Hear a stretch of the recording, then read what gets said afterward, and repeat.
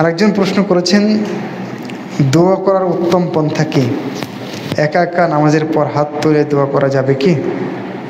দোয়া করার উত্তম পন্থা, উত্তম সময় সবই আছে। তো আপনার প্রশ্নের দুইটা পার্ট।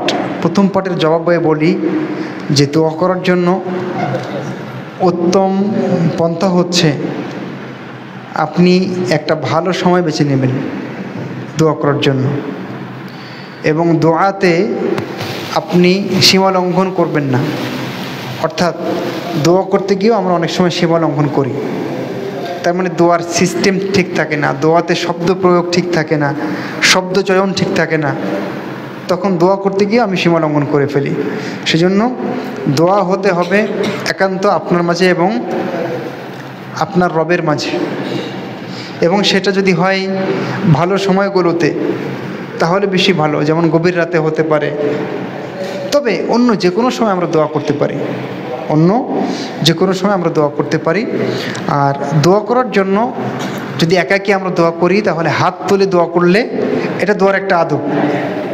আল্লাহ এটা বেশি কবুল করার সম্ভাবনা থাকে, কারণ আল্লাহ খালি হাতে ফিরিয়ে দেওয়াকে অপছন্দ করেন, লজ্জাবোধ করেন। সেজন্য হাত তুলে আপনি একাকী দোয়া করতে পারেন আল্লাহর কাছে।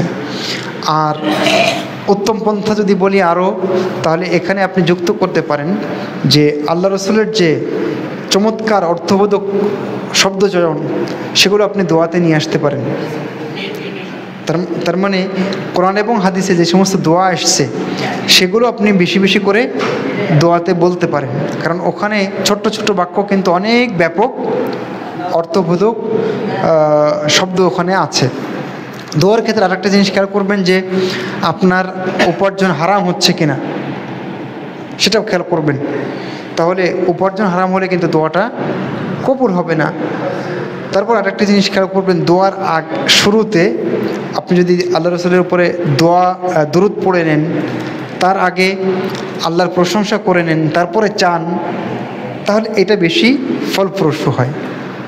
যেমন সূরা ফাতিহাতে আমরা দেখেছি আগে আল্লাহর প্রশংসা আছে, তারপরে নিজেকে আল্লাহর কাছে সঁপে দেওয়ার কথা আছে, তারপরে চাওয়ার কথা আছে।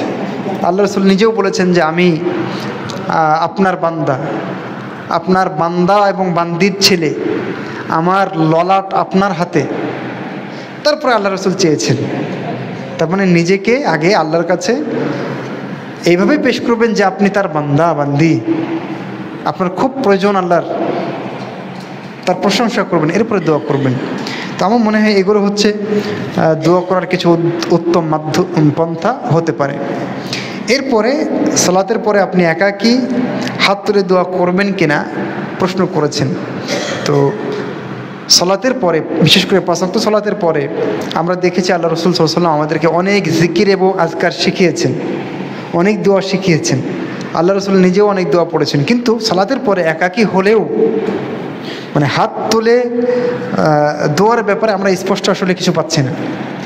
তো আমার মনে হয় যে সালাতের পরে জিকির আজকার এবং দোয়াগুলো যেভাবে এসছে এইভাবে হাত না তুলে আমরা করতে পারি। তবে যদি কেউ মাঝে মধ্যে কখনো কখনো হাত তুলে এই সময় দোয়া করতে চায়, আশা করি ইনশাল্লাহ দোষের কিছু হবে না বিইজনিল্লাহি তাআলা।